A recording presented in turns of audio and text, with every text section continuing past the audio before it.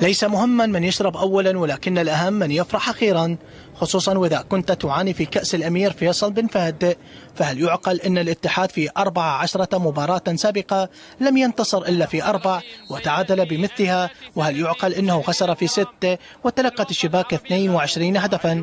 إذن العميد يعاني في هذه المسابقة بالتحديد، فيما ضيف النصر يعيش أجمل أيامه، صدارة بامتياز ب31 نقطة من 9 انتصارات و4 تعادلات، ولم يهزم إلا في 3 مباريات.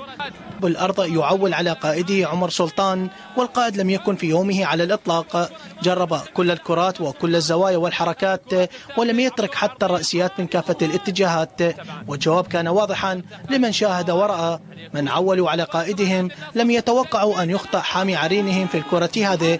النصر يستغل ويأتي بأول الأهداف بواسطة من تابع الكرة، أسامة عاشور. ويا أكثر المواهب اللي قدمها نادي النصر في السنوات الماضية.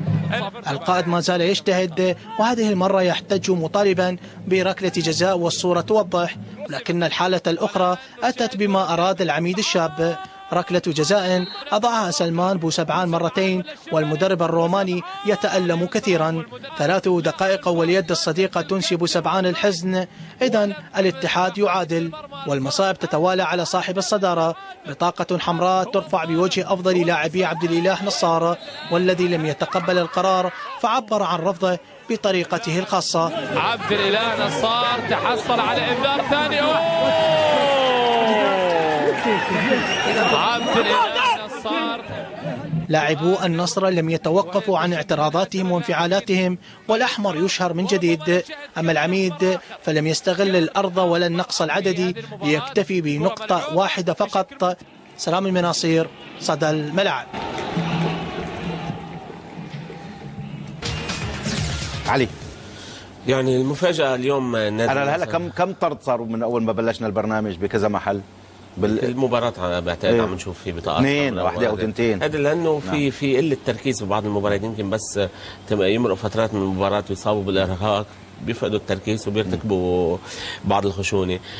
فاجاني فريق النصر، يعني انه اللي كان فايز الاسبوع الماضي على الشباب المنافس 2-0 ومنتزع الصدارة، اليوم رجع يعني منح الفرصة انه يتصدر، بس هو عم يلعب خارج ارضه يعني بدون شك. بس انه الاتحاد ايضا مصطفى، يعني الاتحاد الفريق الاول اللي هو فريق البطولات، ولكن فهذا الفريق الاتحادي اخر 10 سنوات مش منافس على هذا اللقب، لم يحرز. يعني الهلال حقق، والاتفاق حقق، والنصر حقق، والشباب ايضا.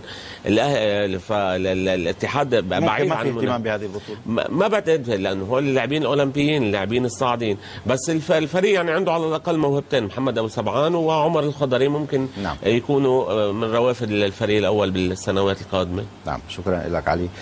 طبعا ما زلتم انتم مع صدى الملاعب، ونحن ما زلنا مع